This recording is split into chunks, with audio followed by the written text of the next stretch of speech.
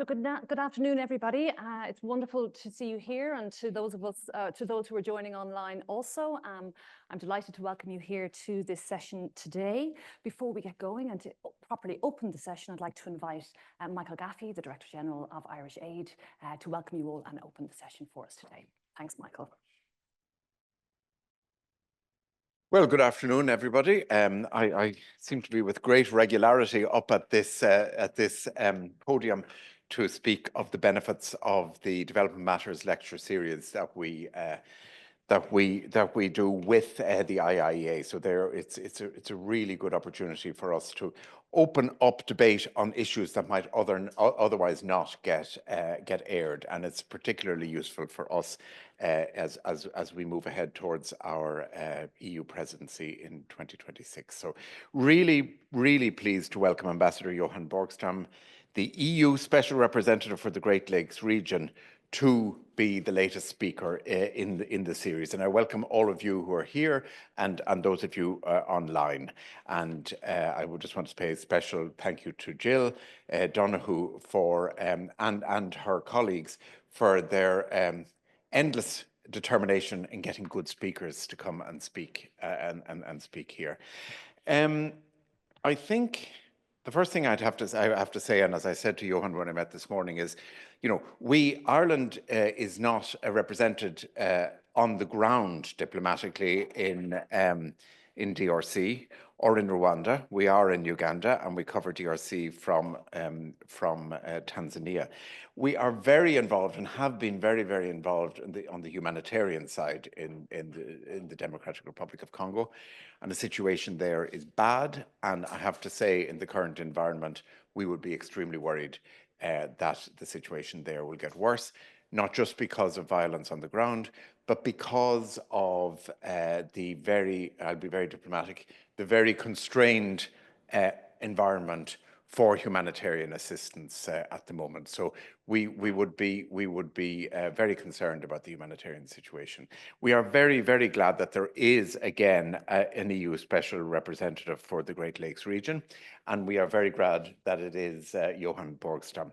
And I had a meeting with him this morning, and I know that he will really engage with you today on the absolute complexity and regional dimensions of the crisis in DRC.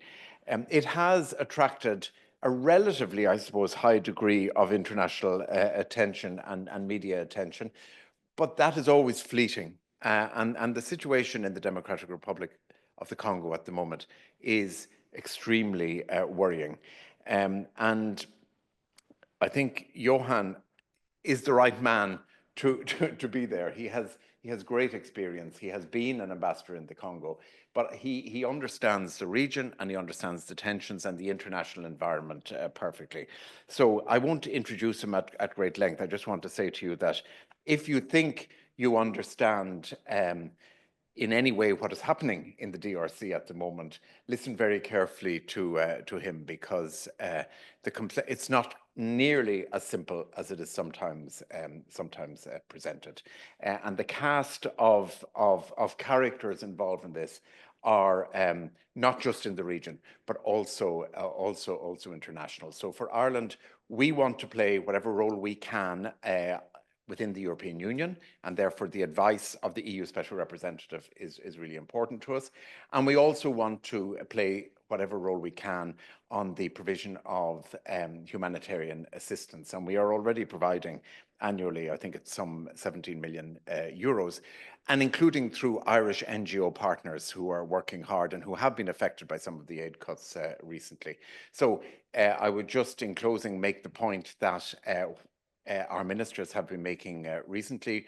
We, despite developments in other places, the government is committed to annual increases in ODA during its term, and we will not be cutting our ODA.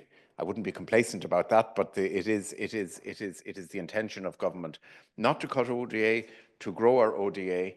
We will not change our priorities either, with a firm focus on trying to reach the furthest behind first. But what we will probably have to do as the situation develops is look again at how we implement, how we achieve those priorities, and through whom we work. because of the changing environment.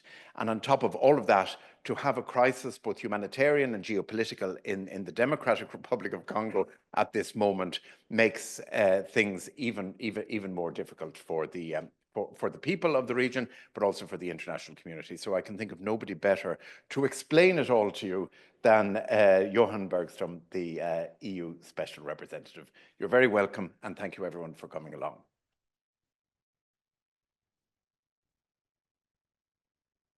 So I want to say a huge thank you to Michael for properly opening our event today. I haven't introduced myself. I do apologize. My name is Susan Murphy. I'm an academic. I'm an associate professor for development practice based in Trinity College Dublin. And I'm also the chair of the Development Studies Association of Ireland, which I think is one of the primary reasons I was invited to participate in today's event. My task today is to chair this very exciting session. We are very excited to have Johan with us today. Before we get going, I would like to welcome, we have about 50 or 60 participants online, so I would like to acknowledge and welcome all of those virtual participants today. And very much encourage you to place any of your questions into the Q&A session on the Zoom call. I would also like to remind members of our online audience and also members of the audience here today that the events are being recorded and it is being live streamed onto YouTube also. Now, so with that, I do want to do a very, very brief formal introduction to the European Special Representative for the Great Lakes region, Mr. Johan Borgstam. Johan took up this role in September 2024. And in this role, his primary activities around supporting the EU High Representative for Foreign Affairs in implementing the European Union's foreign policy objectives in the Great Lakes region. So his mission is very much to contribute to building a stronger, more comprehensive and strategic partnership with the countries in the region, and also maintaining very close contact with the primary organizations and fora such as the African Union, the East African Community, and also the United Nations, the international financial institutions and non-state actors where appropriate and when relevant. And so Johan will speak to us for about 20 minutes, and then we will open it to questions and answers. And with that, I'm delighted to welcome you, and the podium is yours. Thank you. Thank you. So thank you, Susan, and also thank you for the very kind and warm introduction. I'll see if I can live up to all the hype. When I started out as Swedish ambassador in Kinshasa, after 2 months or so, a friend told me that if you're not confused, you haven't understood. So if I leave you slightly more confused when you leave today than when you arrived, I guess I have succeeded one way or the other. Michael, you referred to the humanitarian situation on the ground, and I think it's a good starting point, because that really illustrates very well the challenges that we are facing now. So I think since the start of this year, there's been another 1 million internally displaced added in the DRC. So now we're talking about roughly 7 million all in all. And this also has, of course, spillover effects for the neighboring countries. So in Burundi, they've received more than 100,000 refugees from the DRC. And, you know, just a couple of weeks ago, I was in the Cibitoke region in Burundi in a refugee site. So it's about 40,000 people centered around a football stadium in pretty horrific conditions. But those conditions were also an illustration to the challenges that we are facing as an international community right now, because I asked to see the site where they prepare the food. And there was already relatively limited number of bags of corn and flour present. And then the message was that when these stocks are finished 3 to 4 weeks from now, we don't see how there will be more forthcoming. I mean, you're aware of not least the cuts on the American side. I mentioned that not to single out our American friends specifically. This is just stating a fact. The DRC, as you know, is the size of Western Europe. It's a population of maybe 120 million or so.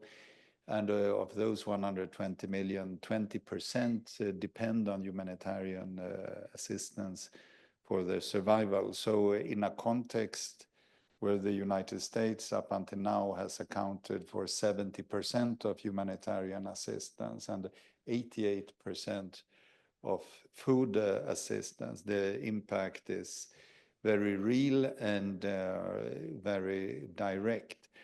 In addition to the, aggravating and already deteriorating security situation, humanitarian situation, this can also very well have direct implications for the security situation, for the political situation.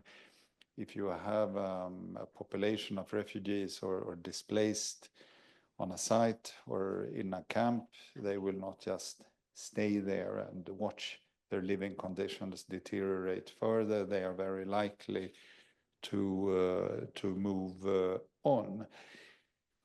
And also, if you talk about the overall humanitarian situation in the East, since the resurgence of the Rwanda-supported M23 rebellion from January onwards, and you saw that first the provincial capital of Goma fell in January in North Kivu, and then the provincial capital of South Kivu, Bukavu, fell in February. This also meant that, according to our humanitarian colleagues, something like 700,000 internally displaced in camps around Goma were more or less forcibly displaced. So when you talk about the Great Lakes, and I'm of course often asked about what's in it for the European Union, what are we doing there, what can we do, what should we do? I mean, first, I think it's pretty obvious there is a humanitarian imperative to be there, given the scale of the suffering. The second reason makes me associate to Frantz Fanon, who is once supposed to have said that Africa has the shape of a gun and Congo is the trigger. If the center of Africa is characterized by deteriorating security, an absence of governance, a security vacuum, that has very real and direct consequences for all the neighboring countries and also for the wider sub-region. And one thing I've noted in my interactions when I've been on mission to different African countries and not just in the Great Lakes region itself, is the concern with exactly the security implications. So you might know that of all the 200 or so armed groups active in Eastern Democratic Republic of Congo, the one that stands out as the most murderous, if you wish, is the Islamic State-linked ADF. And so you also have that aspect, and you have fighters linked to those movements who can then turn up in other parts of Africa. So, which means, of course, that for us as Europeans, we have a self-interest in a stable, prosperous, developing Africa. And that leads me to what is, I think one can't emphasize that enough, that we talk about and we dream of green and digital transition in Europe. But I mean, the rainforest of the DRC, that's the second largest carbon sink in the world after the Amazon rainforest. But Congo, as you know, the Belgian colonizers at the time used to refer to the country as a geological scandal because of the richness in the topsoil of different minerals and the purity of, for example, the copper. You have something like 70% of the world's reserves of cobalt are in the DRC. And cobalt, that means, for example, batteries, including electric car batteries. You have in the Kivus, I mean, the epicenter of the fighting ongoing now, more than 70% of the world's reserves of coltan, and as you know, our smartphones, iPads, and so on and so forth won't work without that. One can go on like that. There is a long list. I think it's very clear that, you know, we also have a self-interest in stability and security in this particular part of the world. Now, with what has happened with the region, I think it's also important to remember that the developments in the Great Lakes region also take place in a context of a rules-based international order that is increasingly under pressure and under stress. And I think I can say honestly that there is also a will to see more of the European Union, of European Union member states in the region to be actively engaged, because in the type of international political landscape we're facing right now, it sometimes feels as if we're the last kid on the block standing up for some form of principle, some type of adherence to rules and to morals. And that is something that is seen and felt in the region. So there is also an expectation on the European Union to contribute and to be active.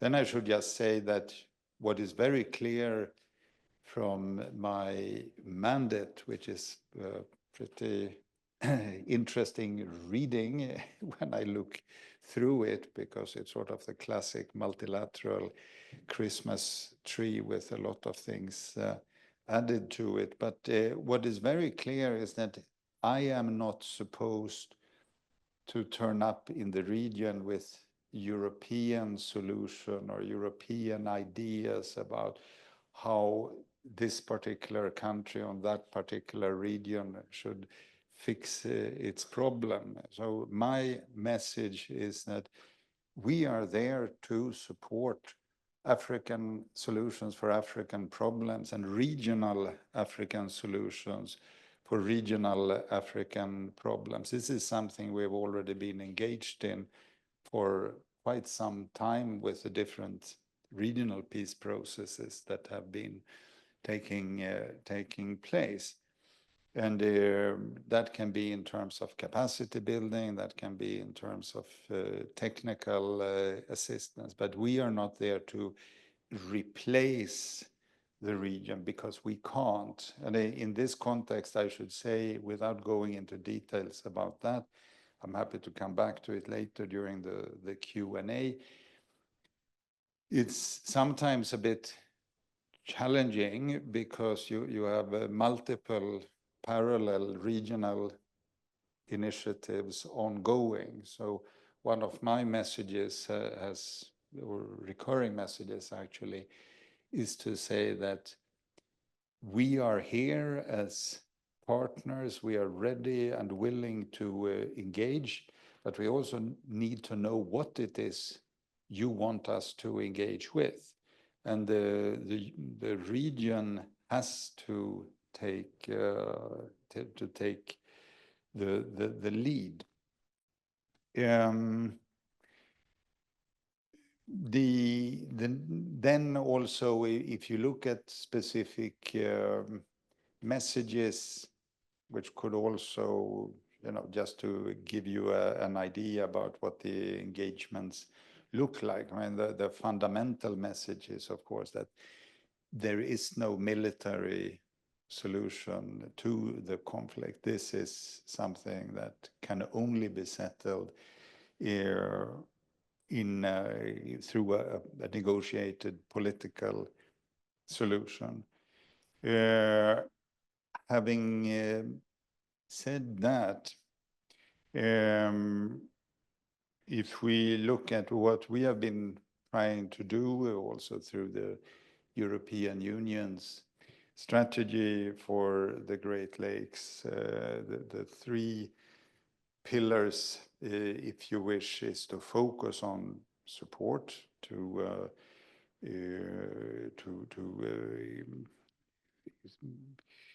regional cooperation on peace and security, sustainable resource management, and also regional economic integration, where we do believe that the European Union has a story to tell. And I just want to emphasize the aspect of regional economic integration, because the way I look at the Great Lakes, one of the many things that stand out is that you have a very high level of informal economic integration between the different countries. And a bit surprisingly is that, for example, Congo, if I remember correctly, is Rwanda's largest or second largest export destination. And the same thing goes for the DRC. So at the grassroots level, there you can talk about economic integration, but this is highly informal. And ultimately, what will be needed is, and there I think the European Union can support, it's ways to envisage steps toward deepened economic integration. And this is also a very consistent message from economic operators in all these countries. As you know, there is a lot of focus on the drivers of the conflict, which of course include resources. You have the critical raw materials, rare earth, you have gold is another example. What is sometimes lost in translation, that is not just minerals and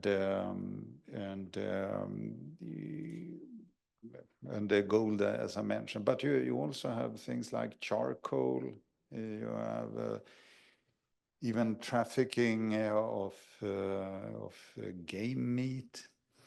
And where things get very tricky is when you try to look more closely at the different flows of the minerals. I mean, we know that many of the neighboring countries, including Rwanda, export minerals that did not enter Rwanda in a legit way. But this does not only go for Rwanda. So if you look at gold, for example, you will see that the Rwandan gold exports are substantial, and a fair amount of that will come from the DRC, not all of it illicitly. But if I remember correctly, I think Ugandan gold exports dwarf the Rwandan. So by some, I think a factor of three. So in the situation we are now, what we have been very clear on when it comes to the messaging from the European Union is, and here our High Representative Kaja Kallas is crystal clear on this, and that's the issue of territorial integrity, that we do not want to end up in a situation where we are accused of double standards, because the classic argument that you will hear is sometimes, unfortunately, in the region is that, okay, Russia, the Russian war of aggression against Ukraine, there the European Union up in arms, but why are you silent about this particular conflict? So here, I can honestly say that the European Union is very clear. I've also had the opportunity to convey that message on 2 occasions to the Rwandan interlocutors, including President Kagame, that the territorial integrity of the DRC has to be respected. Uninvited Rwandan troops should leave and go back, and furthermore that the Rwandan support for the Congolese M23 rebel movement has to stop. We also, of course, bring up the issue of the illicit exploitation of raw materials in the DRC by Rwanda. Another message which I think is very important given the context is, of course, that we keep calling on Congolese authorities to cease cooperation with armed groups such as the FDLR, meaning the Hutu extremists. But it's also the issue of hate speech, xenophobia, ethnic politics, which keep undermining solutions in the region. Then when it comes to the different humanitarian messages here it's something we've talked about in our meetings today with the minister and with Michael, is also to convey very clearly the importance of the establishment of humanitarian corridors, secure humanitarian access. You're aware of the dramatic situation in Goma, also because the airport is closed, the need to get the airport functioning again.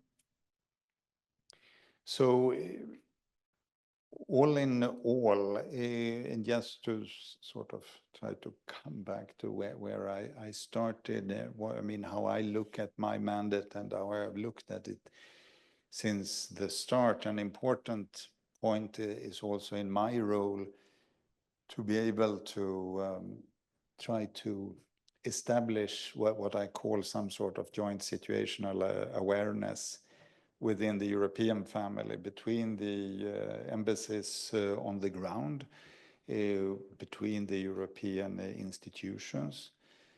Because if we don't have a minimum of convergence amongst ourselves, it's going to be very challenging for us to push for the goals of the Great Lakes strategy when we engage with our interlocutors there. But again, there are definitely expectations on the European Union in the region, and to an extent that I was perhaps naively not prepared for when I took up this role. So sometimes in engagements when I ask what, you know, a minister or a president believes that the European Union should do or what we can contribute to, sometimes the answer is one, you know, a bit incredulous, that, but you are the European Union, you can do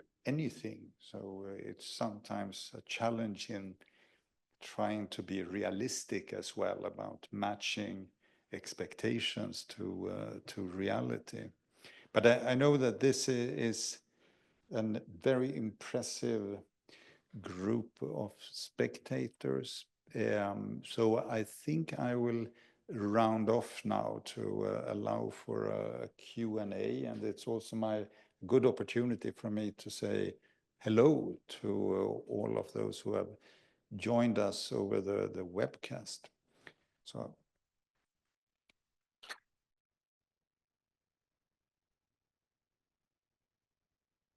Oops. Thank you so much for that really interesting conversation, or start to the conversation. Yeah, we have 20 minutes, so we're looking forward to the questions that will follow. I have loads of questions. I can see some questions coming in online, and I see a hand already raised in the audience. What I will ask for our participants is, for those who are raising a question, please introduce yourself, your name, and also your institutional affiliation. I'm going to start with questions in the room, and I'm going to keep a close eye on those coming in online. And I see the gentleman's hand here is raised. Please go ahead. Hi, Paddy Smith, Irish Times. Two quick questions, probably not resulting in quick answers, but first I wanted to ask you about the talk of a deal that Trump is apparently negotiating, in which the Americans supposedly will provide a degree of security in exchange for access to DRC minerals. It isn't clear to me that is actually happening, but I'd welcome your response to that. And secondly, in relation to DRC governance, I know this must be a very tricky issue for you, but I wondered if you would like to comment on the likely return of Kabila to the DRC, and whether you think that this can introduce a new dynamic that would be welcome or not.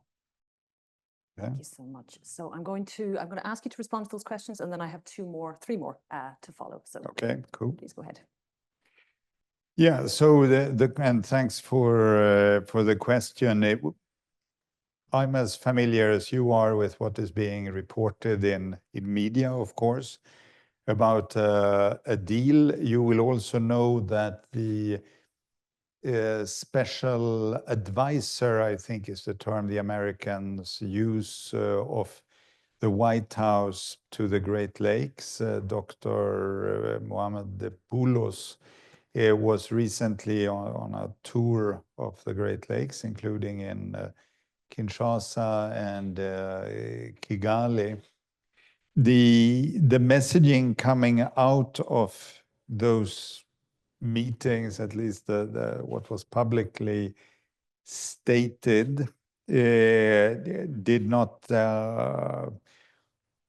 allude directly to a deal with minerals or security for minerals.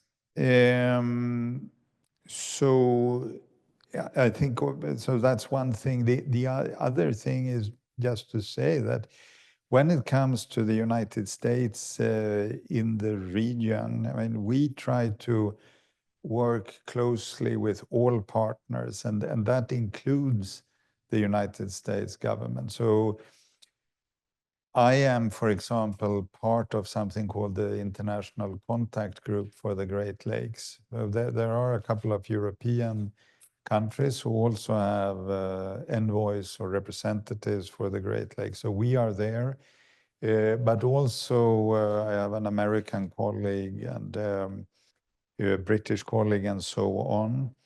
I also work very closely with Ambassador Xia, who is a Chinese French-speaking ambassador based in Nairobi, who is the special envoy of the Secretary General of the United Nations.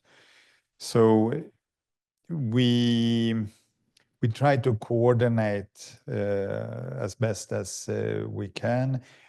I think these are also early days when it comes to what we will see coming out of the American administration in relation to the Great Lakes. You know, just stating the obvious and coming back to the numbers I were throwing at you and your friends in the audience about minerals, you know, cobalt, coltan, lithium, you have it. This is, of course, also of interest to the American tech industry. And you will also have seen, and then I guess I should let the Americans answer for themselves, but again, stating what's reported, you will have seen that in the ongoing escalation when it comes to trade between the United States and China, China has communicated that they are now stopping the exports of a number of critical raw materials to the United States. So this is a very convoluted and complex way of saying I don't think that the interest of the United States for the regions will be reduced in the near future. When it comes to the return of former President Kabila to the DRC, he has repeatedly communicated that he is going to come back. He has also been very clear in his, you know, in his messaging about his criticism of President Felix Tshisekedi. I think this is a good illustration to the fact that this conflict, this situation, is not going to become less complex in the near future. Thank you so much. Thank you so much. David, we'll come to you. Thanks very much, Johan. Extremely interesting talk.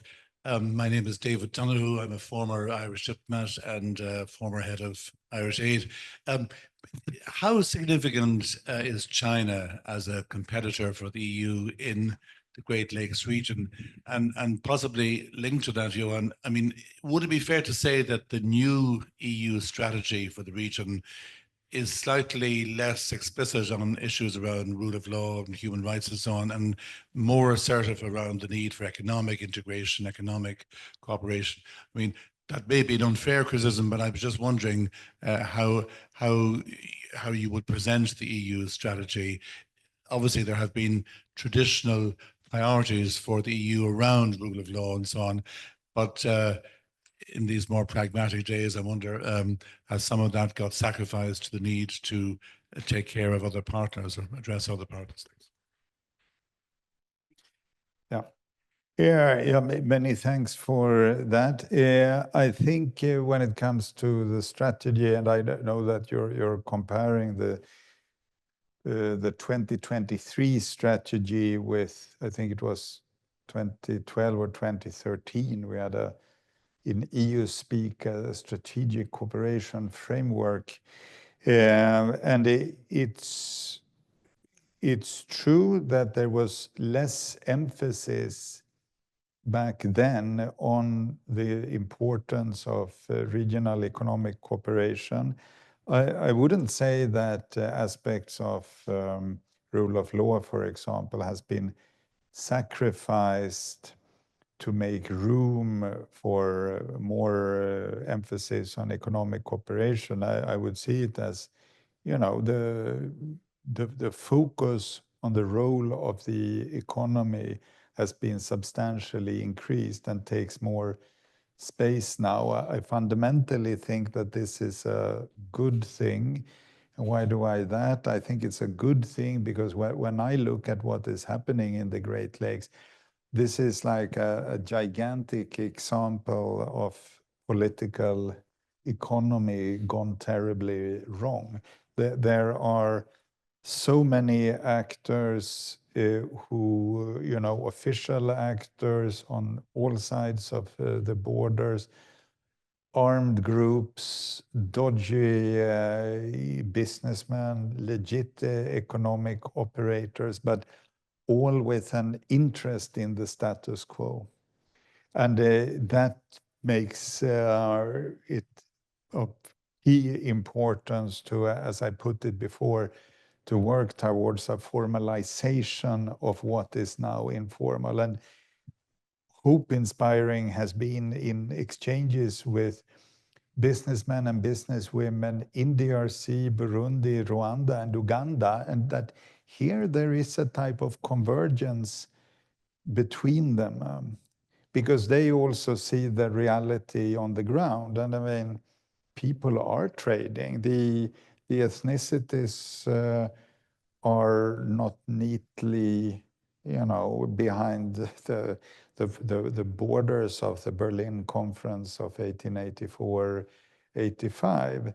So for the people on the ground, the borders are, but it's about looking into how this can be done in a much better way. And I do believe that the EU, again, has a story to tell when it comes to regional economic integration. Then, of course, and this is something we're very clear on in all our messaging, that part of our value added in this strange geopolitical setting we have now is our attachment to values, to rule of law, to democratization, because that now stands out in a positive way. And I note that in interaction with colleagues from other continents, there is far less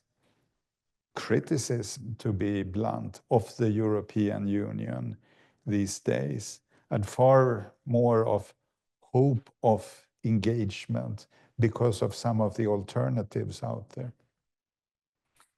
So we have a large number of questions flying in online, and I know I have two people in the audience here waiting. So what I'm going to do is I'm going to take one more question from the audience, or sorry, three people in the audience waiting. One more question from the audience. I'll take some from online, and I'll come back then to the remaining two in the audience, if that's okay. So I'll start with the gentleman at the back. I was over there. And then I will take one from our online audience and make sure that we have their voices represented. Thank you, Ambassador Borgstam. I'm Ahmed Suleiman from Chatham House Africa Programme. Good to see you. Likewise. So you talked about mediation efforts, and I wonder if you could elaborate on the role of Qatar and whether or not it still has a role to play as an ally of the Rwandan president in particular. And also further in the Gulf, you mentioned the economic interests, and particular gold. Are you looking at the kind of supply chains and interconnectivity with gold, in particular going through Uganda? We've seen this with Sudan also, that the majority of Africa's gold, licit and illicit, is ending up in the United Arab Emirates. So they also have an important role to play in engaging on these issues and supporting peace. Yes, so thank you for that. I mean, you saw the meeting between President Tshisekedi and President Kagame in Qatar. In principle, it's of course always a good thing when two adversaries meet face to face. This was a bit of a particular context given the ongoing African regional efforts to get things moving. And there are a lot of interpretations to what actually led up to this particular engagement. What seems clear is that the Qataris have been serious in ensuring that it's not just a one-off, and you also saw their efforts to get direct talks between the Congolese government and the M23 representatives. You also mentioned the substantial economic interests of Qatar in Rwanda, but they also have economic interests in the DRC. I'll, look at that in light of your question about gold and Uganda. And what I'll say is this. One of the things that really stood out to me after my first missions in the region was that the discussions in Brussels, for example, where we focus on the dynamics between the DRC on the one hand and Rwanda on the other, which is perfectly normal. We all know that Rwanda has a certain number of troops on Congolese soil, uninvited. We know that Rwanda actively supports the M23 movement. However, I was a bit surprised that we don't acknowledge the role of the other actors. Uganda is one such actor. Burundi is another. And if you look at how these countries look at the situation themselves, a very clear message to me repeatedly have been from all the countries that are Great Lakes countries that, we need to have a seat at the table. This also concerns us. So, a bit of a surprise at people sitting in a different continent and talking about the conflict as if there is only Kinshasa and Kigali. This is bigger. It's a regional problem. It has to have a regional solution.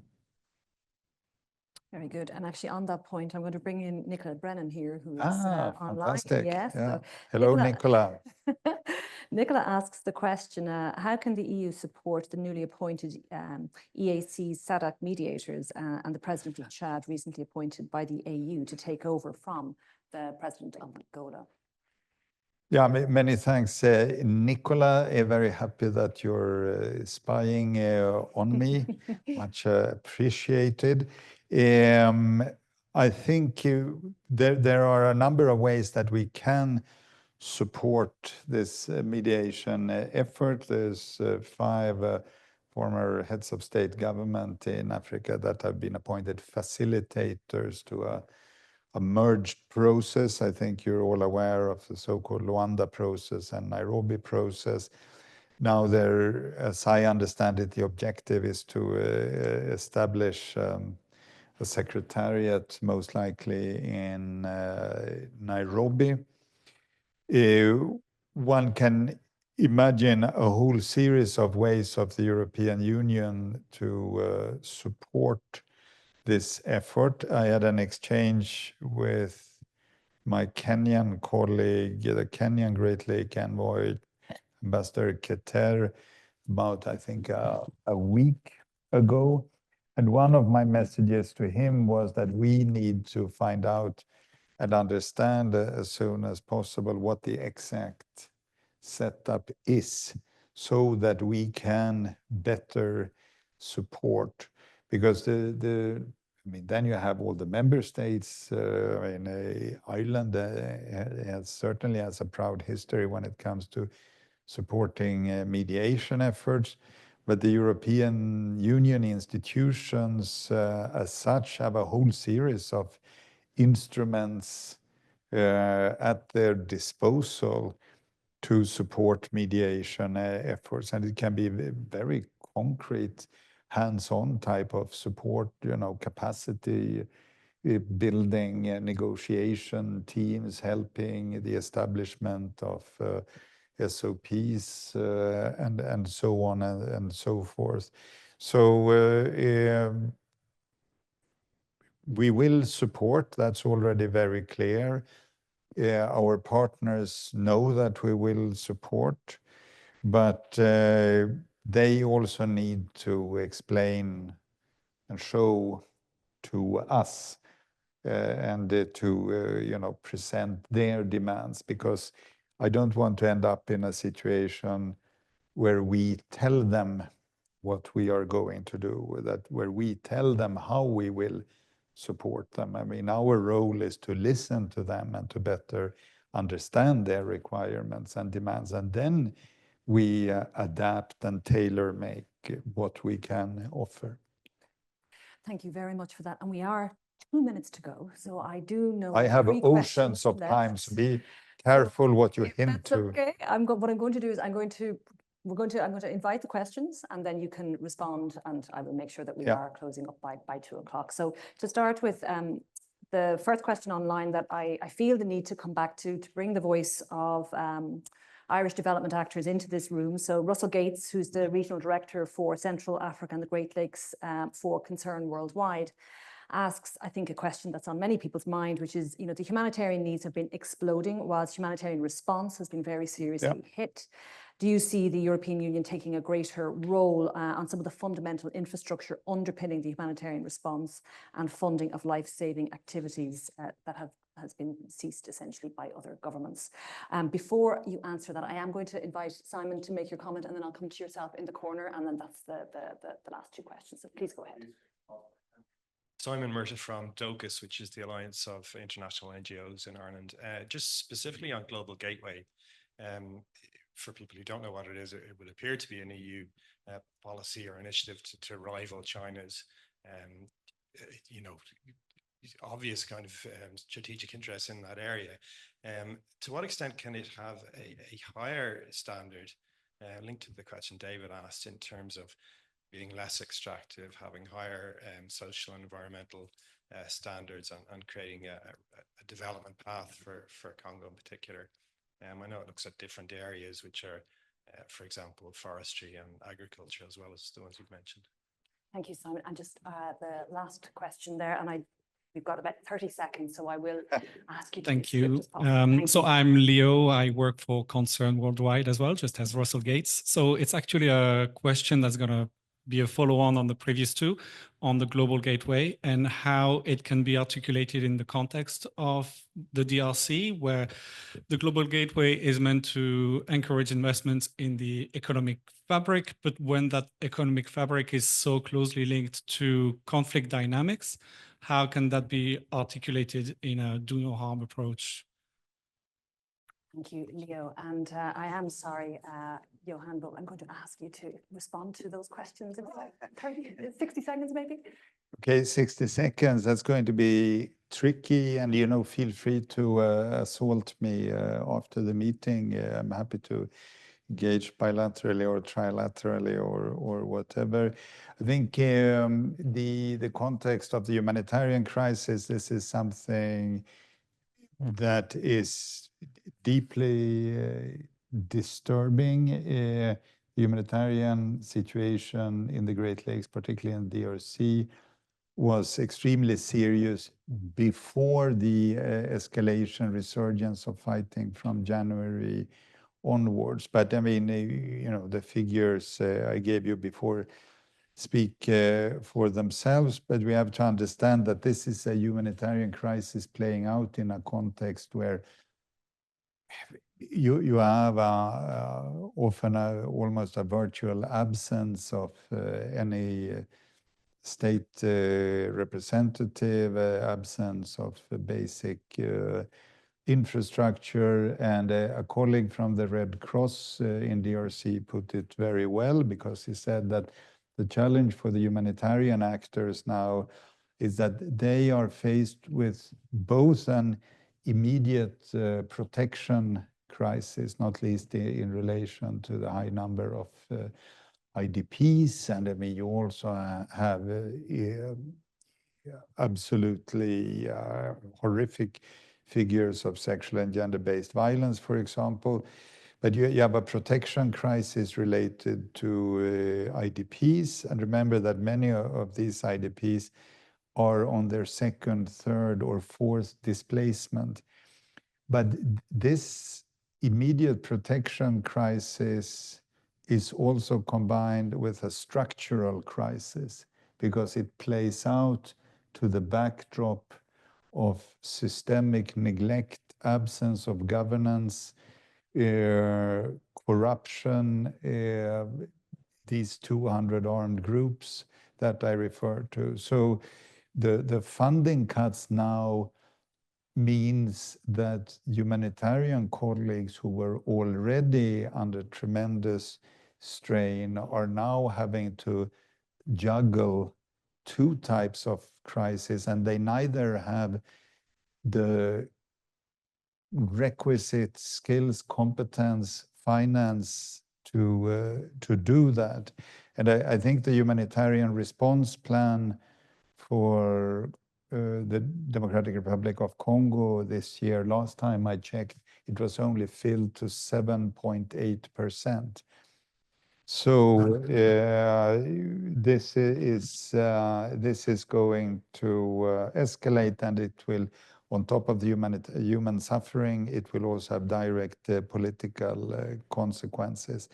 Then when it comes to the global gateway, and I don't know, in 15 seconds, explain in relation to the Chinese Belt and Road Initiative, how we can ensure higher standards and do no harm.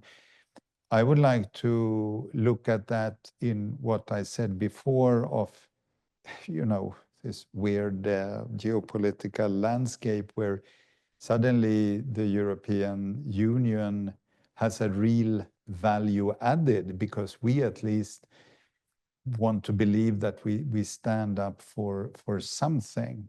So when it comes to higher standards, do no harm, I think that's very much, that is our value added now. That is what we can compete with, if you wish, but it's also what makes the European Union an attractive partner. So I stop there. Thank you so much. And it's very, very clear we could have had a much, much longer conversation today. And I'm very struck by the comment that you made that the European Union is considered, or considers itself to be, the last kid standing on the block when it comes to upholding of rules, rights and morals. So I want to say a huge thank you to you today. Thank you to you and your colleagues and the audience.